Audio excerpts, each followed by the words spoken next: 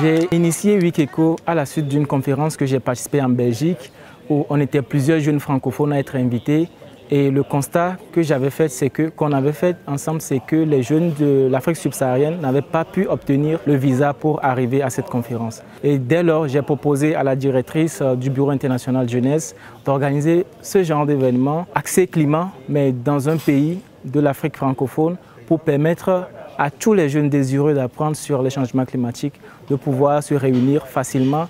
Et du moment où les jeunes d'Europe, de l'Amérique francophone ont ces facilités de venir dans les pays africains, ça permettra de créer un cadre d'échange assez divers et inclusif. Ma participation à cette 4e édition de la Wikeco m'a permis d'abord de rencontrer plus de 150 jeunes venus de divers pays de l'Afrique. Je suis très content d'assister à la Wikeco 2022 à Défalé. J'ai lié beaucoup d'amitié avec des gens avec qui j'ai les mêmes champs d'action, surtout sur les questions relatives au changement climatique. Je trouvais très important de voir un peu tous les jeunes francophones échanger les idées, partager un peu tout ce qui se fait dans différents pays sur le continent. J'ai pu assister à des simulations où nous avions apporté des recommandations qui seront reportées au niveau de la COP. C'est vraiment une chance pour moi de participer à cet événement, la Wikeco, car j'ai approfondi mes connaissances sur le changement climatique. J'ai eu l'occasion de pouvoir participer à la simulation de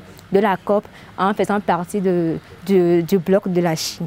J'ai gagné beaucoup de choses, surtout au niveau du financement des projets. Je sais vers qui me tourner, je sais comment ça va se passer pour que mon entreprise et mon innovation évoluent à une plus grande échelle. C'est aussi une occasion pour nous, jeunes, de participer à des propositions de solutions en prélude de la COP 27 qui se tiendra en Égypte.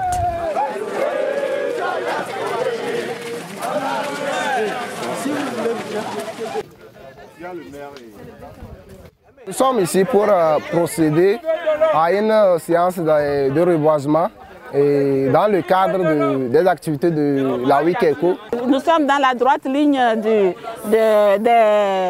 recommandations du gouvernement togolais parce que nous, notre ambition, c'est de planter des arbres.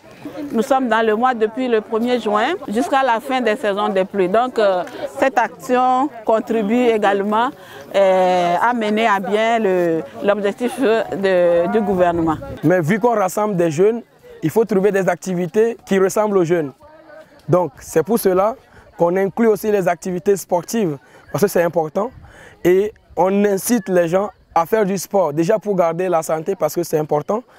Et aussi, en même temps, courir, bouger, comme son slogan le dit, bouger pour sauver la planète.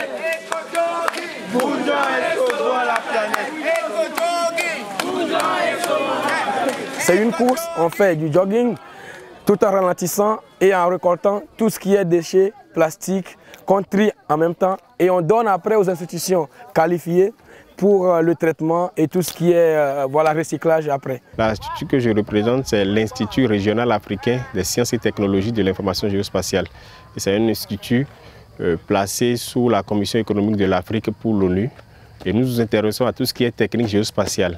Et quand on a parlé du changement climatique, les sciences géospatiales, les techniques géospatiales aussi s'appliquent à tout ce qui est notamment les trucs de changement climatique et autres. Pour nous, EcoWeek, à travers EcoJogging, est une bonne initiative des jeunes que nous devons en fait accompagner pour les questions liées en fait aux défis du climat actuellement. Et pour le plan international, l'engagement des jeunes va être réellement déterminant pour changer les paradigmes actuels sur les défis liés au climat. Ma présence à l'Ecolotrip au Wikeco 2022 est une opportunité unique pour moi. Opportunité de croiser plein d'autres jeunes qui font des choses formidables pour le climat, pour l'environnement dans différents pays. C'est pour la première fois que je plante un arbre en groupe au fait.